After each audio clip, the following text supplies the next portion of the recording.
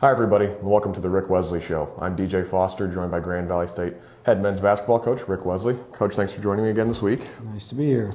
Well, one game last week for you. You played last Saturday at Ferris State, obviously your rival here in West Michigan, and they came away with a 59-58 game, a real wild game down the final minute. You led by a point at halftime. Ferris took an 8-point lead in the second half, but you were able to come back and tie the game up and take a lead on a late shot by Ryan Marley. They answered with a layup of their own on the other end, and then your last second shot by Breland Hogan fell just a little short. An exciting game. Your team played, very hard. Ferris just was a little too strong at the end, and they got the 1-point victory. Yeah, it was a great game. I think from a fan standpoint, it had to be fun to watch it. Both teams really competed hard.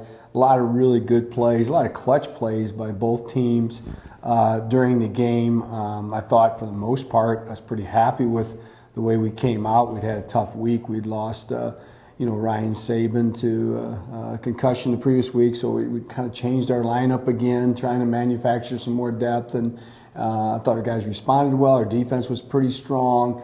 It took us a while to kind of get our offense going, but overall pretty good. Second half they went on a little bit of run, started to get away from us, but our guys responded well, came back, took the lead, put ourselves in position, had the ball with a chance to win the game, and unfortunately just the last shot didn't go our way. So pretty good effort. Unfortunately just fell a little bit short.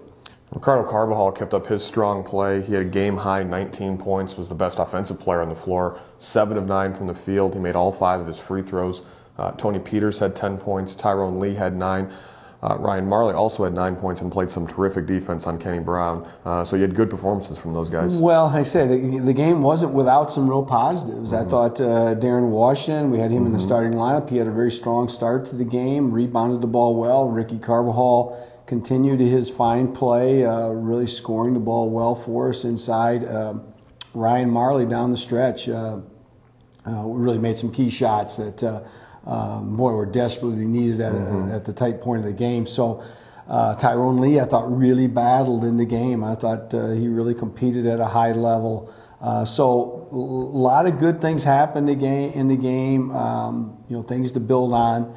But again, it just didn't go our way. So if we make that shot at the buzzer, everybody's elated, and it's one of the best wins we've had all season. So one shot here or there really can make a big difference in these conference games. Due to how some of the other scheduling played out, you're still in second place as Michigan Tech lost. Finley also lost, I believe. So you're at 11-4 in the GLIAC. You're second in the North Division and overall, and you're 14-5 on the season. Obviously, you've been shorthanded a little bit recently without Krister Zadax and Darius Norman obviously out for the year. And you mentioned Ryan Saban, but your team's sitting in a pretty good place at second place with about 7 or 8 games to go. Yeah, I mean, we got a long ways to go yet. Disappointed in what could have been. We could have been in an even better situation, but it is what it is. Teams in our conference are tough. It's hard to win on the road.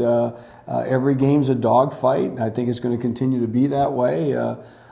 So we just got to stay in a good frame of mind, be more determined, more focused. Next time we get in that position to try to make the plays, execute a little bit better, compete a little bit harder, jump a little higher, whatever it takes. So, I'm happy with our guys. Our attitude is good. I think our effort's been pretty strong.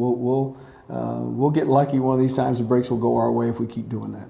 Big road trip for you this weekend up to the Upper Peninsula. You're at Northern Michigan on Thursday night at 5:30. They're only 4-11, but you beat them by 2 points here. They just beat Michigan Tech, who you play on Saturday at 1 o'clock. Tech's 10-5 and was pretty much the preseason favorite.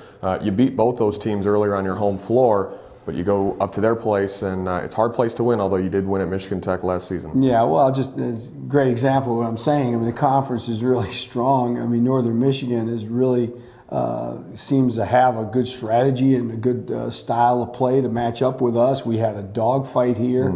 I expect a dogfight when we go there. Their defense is very strong. They're coming off a big emotional win, beating their rival Michigan Tech.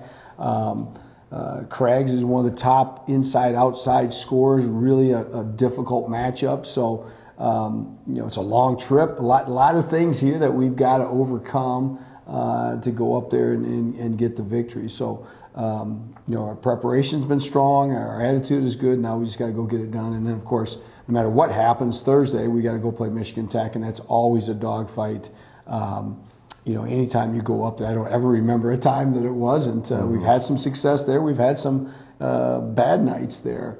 But I know it's always emotional, it's always physical, it's always tough when you go to Houghton. Grand Valley State 14-5 on the year and 11-4 in GLIAC play with a big road trip to the UP this weekend. Rick, enjoy the trip and best of luck, and we'll talk to you again next week. All right, thank you.